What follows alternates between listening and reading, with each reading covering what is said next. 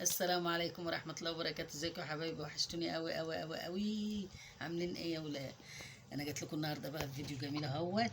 فيديو مسكر بقى في ايام الحر والسقعه والنطره والحاجات اللي احنا مش عارفينها بالظبط دي يا حبايبي. انا هعمل لكم النهارده احلى عزيزيه في الدنيا.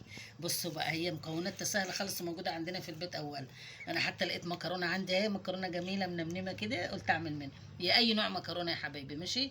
مج مكرونه اهو، هحطه في الحله وهسلقه سلقه، الله اكبر، سلقه كده ايه لدرجه التعليم. سويه سويه قوي قوي قوي قوي اهيت، وخلي فيه شويه ميه عشان ايه هنضربه في الخلاط يبقى ناعم جدا جدا جدا. تمام. ومج سكر، والسكر طبعا حسب الرغبه. ومعاكي نشا وكيس فانيليا وكيلو لبن او رتل لبن زي ما بتقولي. تمام يا حبايبي، يلا نسلق المكرونه وتعالوا نكمل. ماشي، يلا اهي يا حبايبي، اهي سلقناها وسويناها زياده عن اللزوم اهي. هنحطها بقى في الخلاط عشان نضربها باللبن بالنشا بالسكر. تمام اهي. بسم الله ما شاء الله. ادي السكر يا حبايبي، وزي ما قلت لكم السكر حسب الرغبه، عايزين كتير حطوا، عايزين شويه حطوا. واللبن والمكرونه هضربه جامد في الخلاط لدرجه ان انت ما تخليش المكرونه تبقى لها اي اثر. تمام يا حبايبي. وتعالوا ندوب النشا ونحطه مع بعضنا ونحط. بصوا يا حبايبي، دول 3 معالق كبار نشا، احط عليهم نص مج ميه اهو عشان خاطر ايه اقلبهم واضيفهم على المكرونه واللبن اللي ضربناه. ماشي يا قلبي، بسم الله.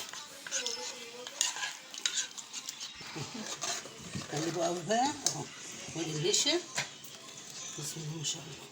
واول ما تلف كده زي المهلبيه يا ولاد اطفوا عنها وحطوها في الصينيه وحمروا وشها، هتبقى احلى عزيز اهي. هتلفها يا ولاد، بس تنكوا ايدكم فيها عشان ما تلزقش اهي يا حبايبي. بسم الله ما شاء الله.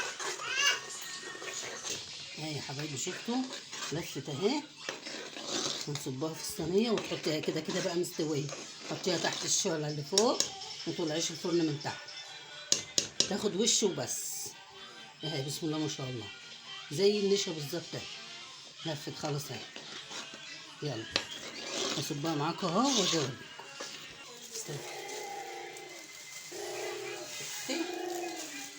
بصوا يا ولاد، انا عندي شويه مكسرات اهو بجوز الهند، هحطهم في قلبها هيدوها طعم وجمال. طبعا ايه مش بيحطوا دي حسب الرغبه برضه، عايزه تحطي حطي، ما تحطيش ما تحطيش يا حاجه. يلا بقى نصبها في الصينيه. بسم الله ما شاء الله. يلا يا حبايبي صبناها اهي.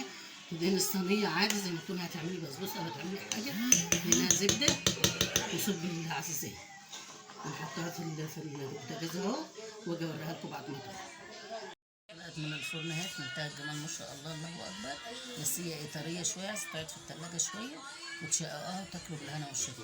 احلى عزيه في الدنيا الحلوه. كومنت بقى حلو ولايك وشير عشان القناه تتفاعل يا ولاد، القناه واقفه خالص.